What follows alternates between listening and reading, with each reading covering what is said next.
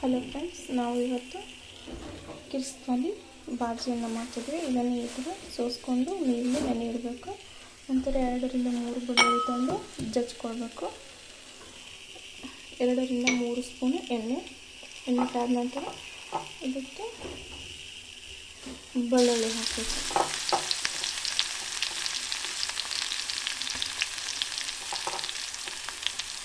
ಇದು ಕಿರಿಕ್ಸಾಲಿ ಬಾಜಿ. ತಪ್ಪಲು ಪಲ್ಯ ತಿನ್ನುವುದರಿಂದ ಆರೋಗ್ಯಕ್ಕೆ ಒಳ್ಳೆಯದು.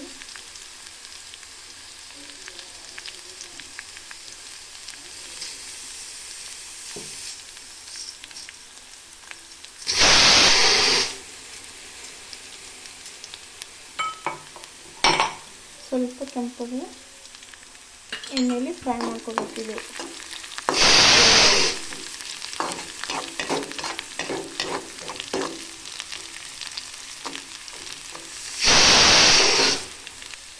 ಫ್ರೈ ಆಗ್ತಿದೆ.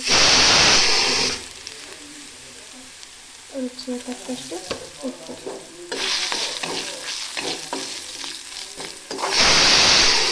ಜಾಸ್ತಿ ಹತ್ತಿಸ್ಬಾರ್ದು, ಬೆಳ್ಳುಳ್ಳಿ ಟೇಸ್ಟ್ ಹೋಗುತ್ತೆ. ನಂತರ ಈ ಬಾಜಿಯನ್ನು ತೊಳೆದು ಅಂದರೆ ಎಲ್ಲ ಮಣ್ಣು ಹೋಗುತ್ತೆ ನೀರು ಕೆಳಗಡೆ.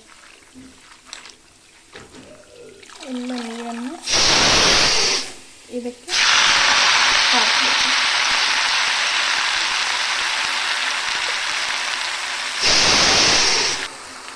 ಈ ರೀತಿ ಹಾಕಿ ಚಮಚ ತಗೊಂಡು ಇದನ್ನು ತಿರುಗಿಸ್ಬೇಕು.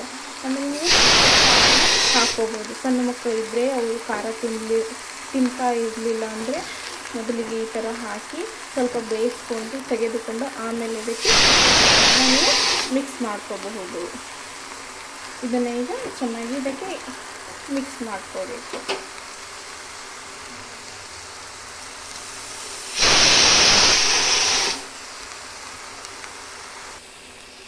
ನೋಡಿ, ಇದು ಈ ಥರ ಮಿಕ್ಸ್ ಮಾಡ್ಕೋಬೇಕು. ಇದಕ್ಕೆ ಯಾವುದೇ ರೀತಿಯಲ್ಲಿ ನೀರನ್ನು ಹಾಕಬಾರ್ದು. ಇದು ಬಾಜಿ ತಾನೇ ಬೆಂದು ನೀರು ತಾನೇ ಬಿಟ್ಕೊಳ್ಳುತ್ತೆ. ಇದೇ ನೀರಲ್ಲಿ ಇದು ಕುದಿಯುತ್ತೆ. ಇದೇ ನೀರಲ್ಲಿ ಇದನ್ನು ಕುದಿಸ್ಕೋಬೇಕು ಚೆನ್ನಾಗಿ. ನೀವು ಸಪ್ಪನ್ನು ತೆಗೆದು ಆಮೇಲೆ ಇದಕ್ಕೆ ಹಸಿ ಖಾರನ ಹಾಕ್ಕೋಬಹುದು.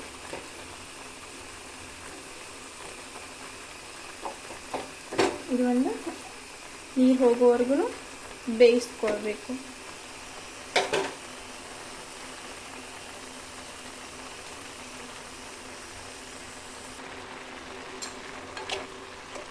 ಹೇಗೆ ಬೇಯ್ತಾ ಇದೆ ನೋಡಿ ಬಾಜಿ. ಇನ್ನೂ ನೀರಿದೆ, ಇನ್ನೂ ನೀರು ಹೋಗೋವರೆಗೂ ಬೇಯಿಸ್ಕೋಬೇಕು. ನಾನು ಯಾವುದೇ ರೀತಿಯಲ್ಲಿ ಇದಕ್ಕೆ ನೀರನ್ನು ಹಾಕಿಲ್ಲ. ಅದೇ ಬಾಜಿ ಕರಗಿ ನೀರು ಬಿಟ್ಟಿದೆ.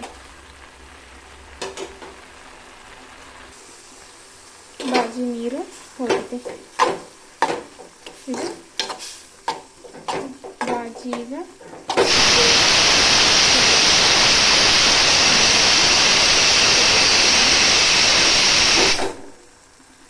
ರೆಡಿಯಾಗಿದೆ. ಕಿರಿಸ್ಕಾಲಿ ಬಾಜಿ ರೆಡಿಯಾಗಿದೆ.